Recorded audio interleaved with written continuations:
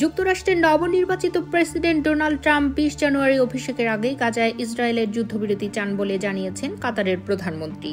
Sky নিউজকে দেওয়া এক সাক্ষাৎকারে শেখ মোহাম্মদ বিন আব্দুল রহমান বিন জসিম আল থানি নিশ্চিত করেছেন, ট্রাম্প শপথ গ্রহণের আগে ফিলিস্তিনের গাজা অঞ্চলে ইসরায়েলের গণহত্যা যুদ্ধের সমাধান দেখতে স্পষ্টভাবে অভিপ্রায় জানিয়েছিলেন। উনি সেটা পরিষ্কারও করে নিয়েছেন।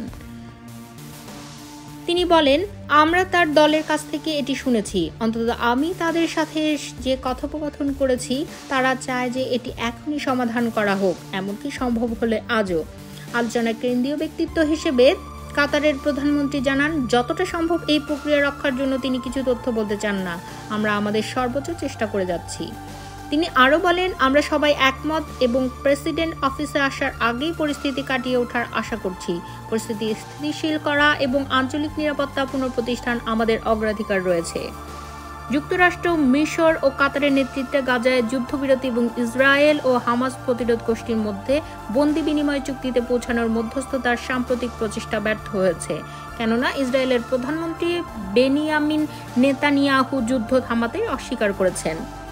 এই যুদ্ধে নেতানিয়াহুর সৈন্যরা প্রায় ৪৫,০০০ ফিলিস্তিনিকে হত্যা করেছে, যাদের বেশিরভাগই নারী ও শিশু।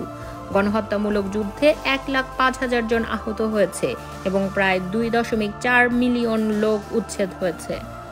ইসরায়েল প্রায় ১০,০০০ ফিলিস্তিনিকে অপহরণও করেছে। তাদের বেশিরভাগই অপহৃত হয়েছে গত বছরের অক্টোবর থেকে। এদের বেশিরভাগকেই ইসরায়েলি কারাগার ও নির্যাতনের স্থানে রাখা হয়েছে।